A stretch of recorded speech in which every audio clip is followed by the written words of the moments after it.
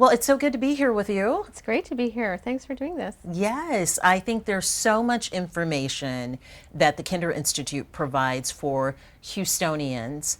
Let's talk about and start things off with exactly that. What is the Kinder Institute? What's the purpose that it serves? The Kinder Institute is here to do research that informs our community. So all our research is focusing on the Houston region, and we do all our research as a public good, which means that our agenda is informed by the community, and we in turn make all our research available to everyone for free. So that is our mission. That's what we're really aiming to do. We know that there are a lot of organizations, a lot of nonprofits in the Houston region. It's estimated that there are tens of thousands of nonprofits in the Houston region. They're all trying to improve lives, but most of them do not have research capacity or very limited research capacity. And we're here at an amazing research university, and we want to do as much research as we can to inform their efforts to improve lives. And this has been going on for years now. Yes, so the Institute is now getting ready to celebrate its 15th anniversary.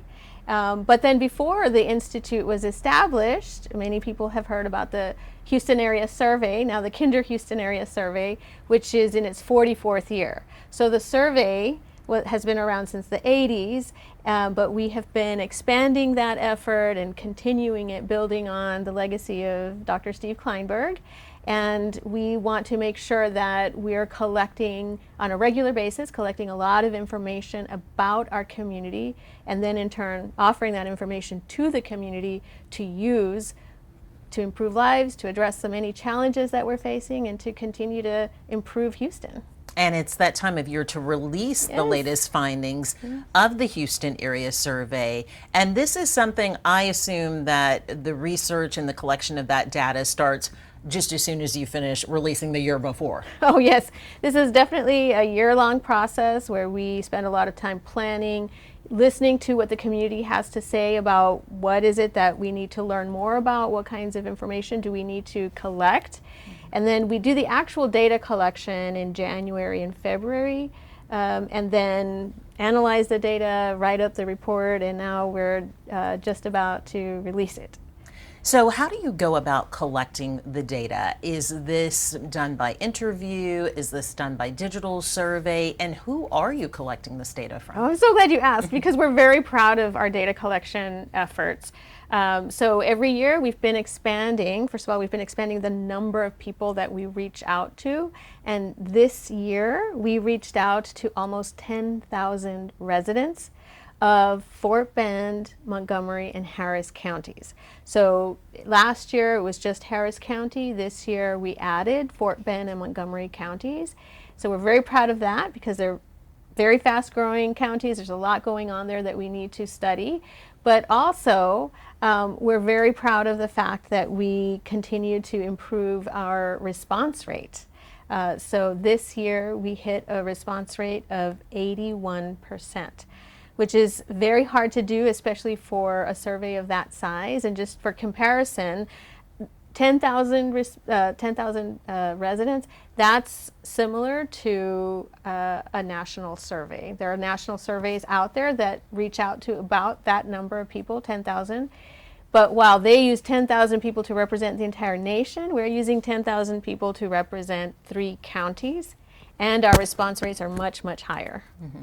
And are these participants from all different socioeconomic, demographic, ethnic backgrounds as well too? So to be clear, we reach out to them, they don't reach out to us. So it's not like sometimes surveys are disseminated, like the more the merrier, whoever wants to fill these out can fill these out. No, we reach out to specific people that in aggregate are representative of our population, the demographics of our population, and also the income distribution and so forth, because we want to make sure that we're hearing from our entire community, people that represent our entire community, not just the people that are more likely to respond to a survey. Excuse me. It's just like the people that are more likely to vote are very different from the people that don't vote. In the same way, the people that respond to surveys are different from the people who don't. We try to avoid that, so we reach out to people, make sure that in aggregate we have a representative sample of our community. And the survey itself is very thorough, and we're going to get into this deeper, but it covers everything from healthcare to wages and earnings, job opportunities, disaster preparedness. I mean, it's an umbrella of different issues, correct? Yeah, so we have a variety of topics. It varies somewhat from year to year, but then we have some questions that we like to ask on a regular basis. But we also actually have quarterly surveys. So that's also new to the Kinder Institute. Every year in the first quarter, we start off with the Kinder Houston Area Survey, which is what we'll be highlighting. But we also have subsequent surveys during the other quarters where we dive into special topics like healthcare, or it could be civic engagement. There are lots of different topics. And again, those topics are informed by what we're hearing from the community, of what the community wants to know about our residents. What topic in 2025 perhaps found its way on the survey that you didn't cover the year before or the year before that? Well, this year's survey is focusing on Houston as a destination because of the fact that the Houston Metro, so I'm just talking about the city of Houston, but the Metro, it has grown quite a bit. It's actually one of only 2 major metros that has grown by more than 25% since 2010. So that's a lot of growth. And just to give you, for comparison, to give you a sense of how much growth that is, contrast that with, say, the New York Metro, which grew by only 3% during that time period. The LA Metro shrank by 0.5% during that time period, and the Chicago Metro shrank by 2% during that time period. So Houston really stands out. And so we wanted to study why. Why is it that Houston continues to grow so much? Why are people coming here? Who is here? Why are they here? What is it about our region that is so attractive to so many people? And then at the same time, we also wanted to understand, of course, what are the challenges that we're facing that could undermine our future growth and prosperity. Mm-hmm. With that growth, I know we've seen in Houston proper, Harris County, but Fort Bend and Montgomery counties as well. We've seen explosive growth there. You've included them in the survey.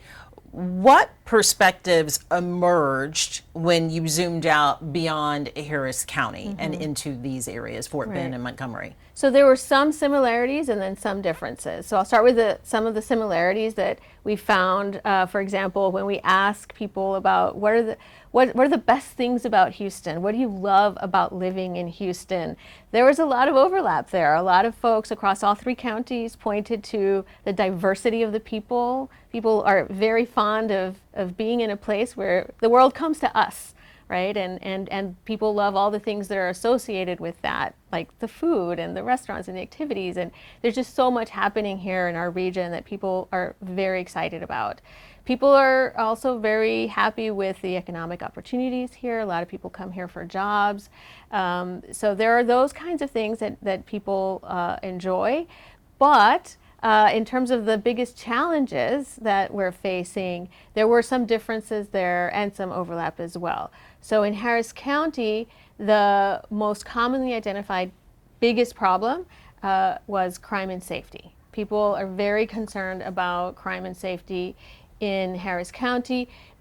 So there was some overlap with Fort Bend and Montgomery County. That came in as the second most frequently identified problem in Fort Bend and Montgomery counties. There, the number 1 problem was traffic. So in Fort Bend and Montgomery counties, traffic was, maybe that's not too surprising, especially. No, considering their location and the distance, and so many of those people still work in Greater Houston and Harris County. Exactly. So they tend to have longer commutes. In fact, we have data from the American Community Survey that shows that the percentage of workers that have commute times of more than 30 minutes is about 53% in Montgomery County, and it's 58% in Fort Bend County, compared to a lower 46% in Harris County. So They have reason to be concerned with traffic. They tend to have a higher percentage of commuters that have long commutes or longer commutes. But then they're also concerned with crime and safety. As I said, that was number 2 for Fort Bend and Montgomery counties. And that's really interesting to us because that doesn't really align well with actual crime rates. Because The crime rates there are lower. Because crime rates have been declining in Harris County and in Montgomery County. They have increased slightly in Fort Bend County. Nonetheless, the fact that so many people say that they're very concerned about crime and safety, that's what I'm saying. It doesn't quite align so well because the concern is very persistent, but crime rates aren't necessarily going up. However, we think it's important to monitor perception of crime because that's what affects our behavior. Right? We go where we feel safe. Right. And we don't usually look up the actual crime rates. We just, go where we feel safe. And so that's still important to monitor. And but I do want to mention one more challenge that came up, has been coming up quite a bit, is the cost of housing. So a lot of people are concerned about the cost of housing, and they're right to be concerned about housing because those costs have been going up. And was this in all the 3 counties that the concern for housing had gone up, or just in that Fort Bend and Montgomery County areas? So the cost of housing has gone up in the whole region, but I do want to stress that in particular. So last year's the Kinder Institute has an annual State of Housing report, and last year's report mentioned that a household earning $100,000 per year, which is well above the median income for Harris County, that household could not afford a median priced home in a majority of Harris County neighborhoods. So there's a big problem there, a growing problem there, so it just seems like earnings just have not kept up with the price of housing. Mm-hmm. Where did earnings fall on the list in looking at the different counties for concern by participants who took part in the survey? Well, the thing that stood out to us about earnings is that there is a lot of inequality here. There's a lot of income inequality in our region, in all 3 of those counties, actually. The first thing to point out is that there are actually quite a few residents that have very low earnings. In fact, about a quarter of residents make less than $25,000 a year. A quarter of our residents. That's just not a living wage. No, it's not. And so a lot of folks are struggling. And almost another quarter makes somewhere between $25,000 and $50,000 a year, which is still not very much. So we have to acknowledge that.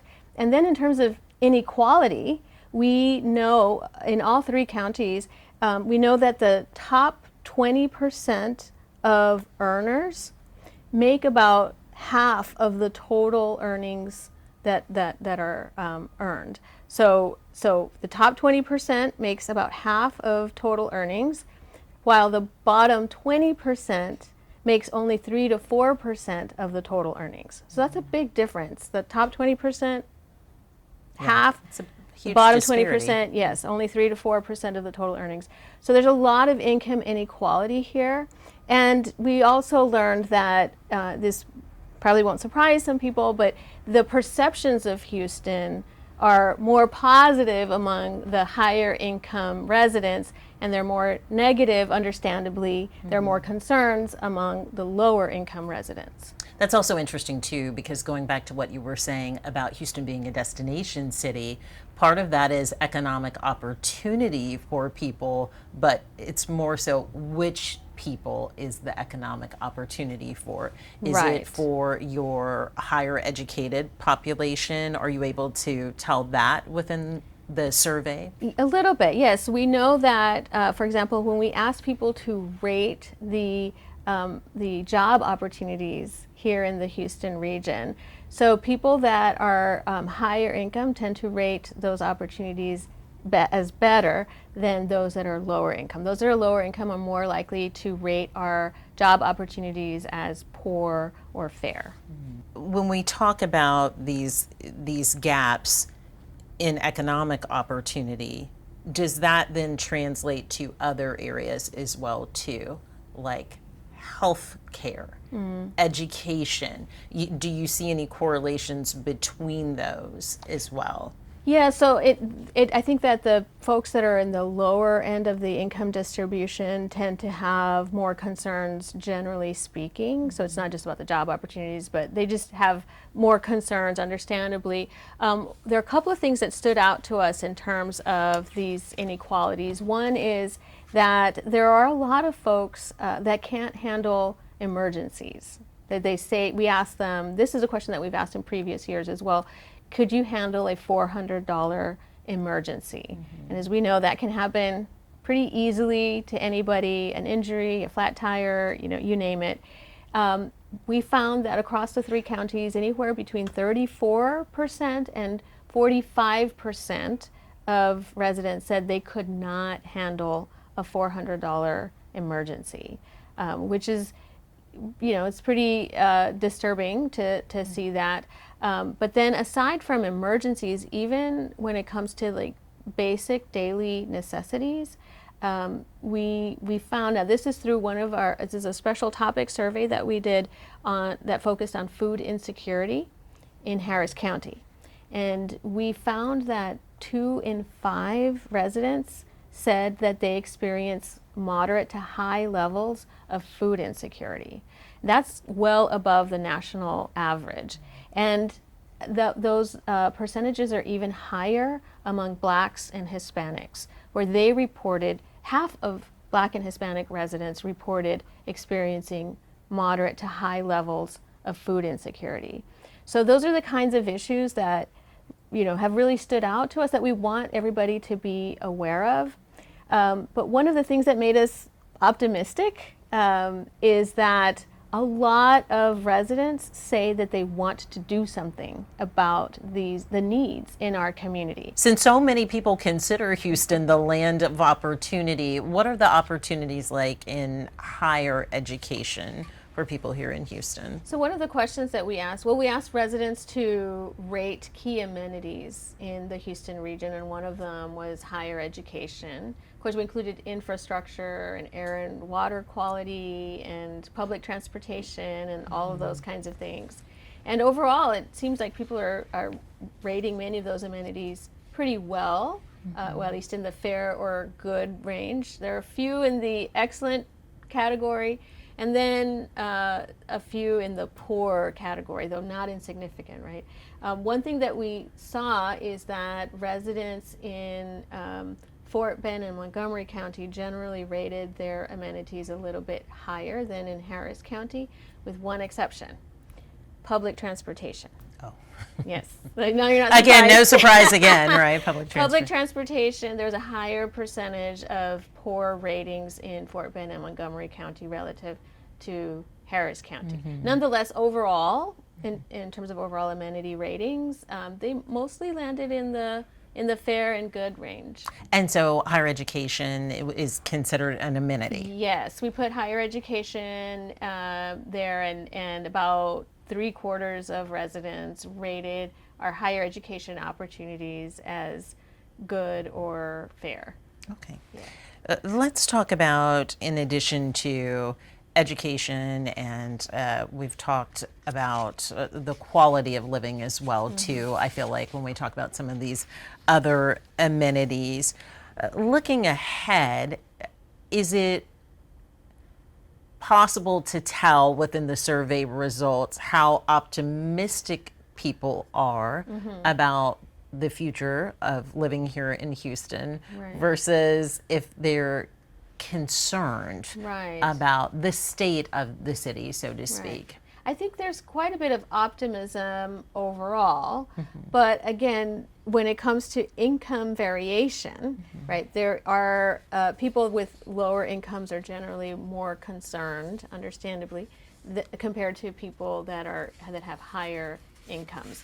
But we did ask some questions about whether people have given some thought to leaving the area, and yes, quite a few residents said that they have considered leaving the Houston area.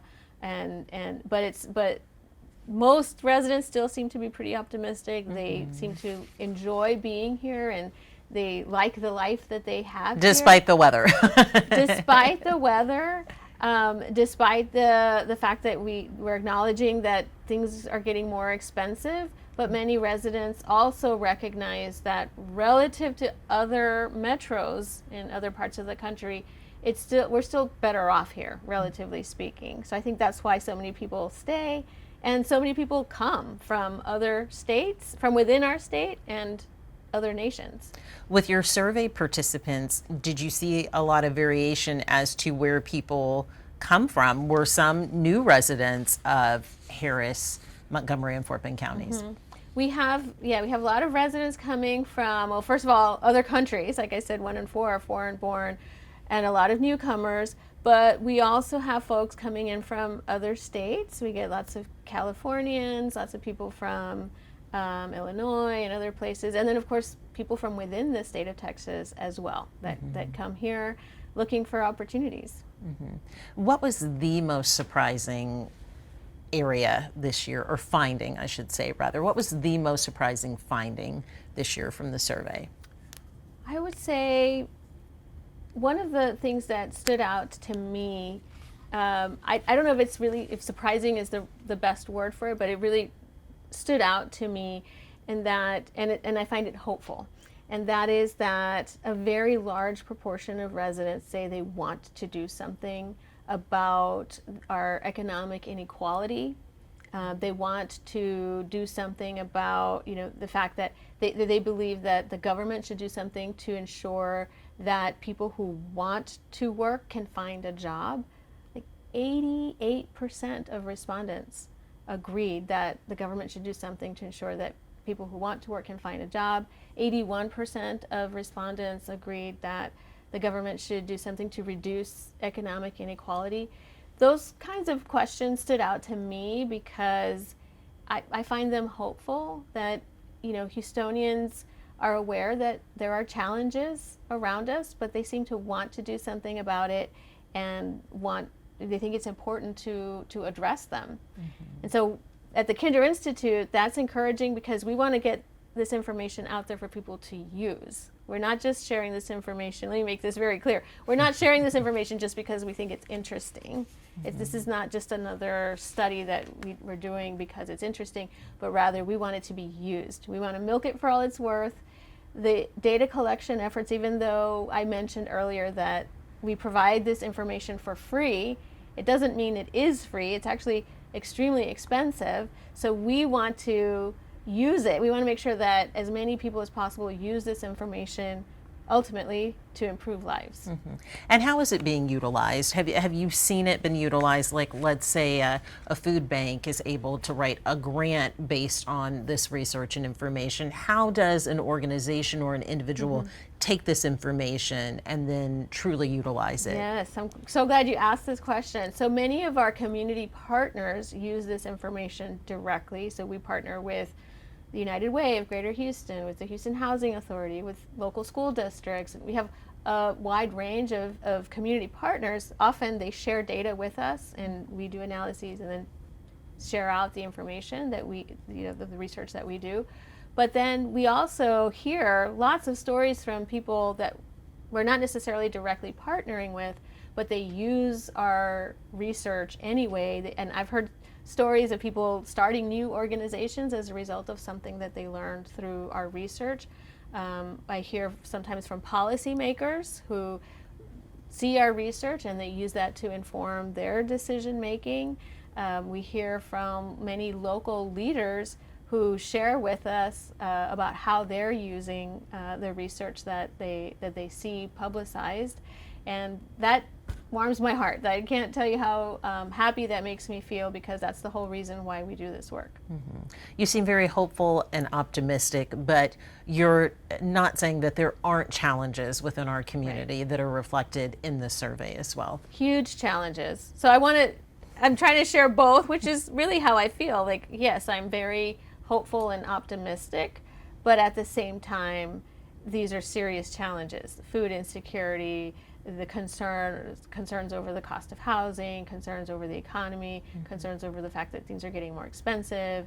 All of those are serious challenges, but to put a positive spin on that, which is really how I feel, I'm delighted that so many Houstonians are aware of our challenges and they want to address them. Yes, wonderful. I couldn't think of a better way to end. Thank you so much for all of the insight and the information and an overview of not just Houston, but that greater Houston area as well, too. Thank you.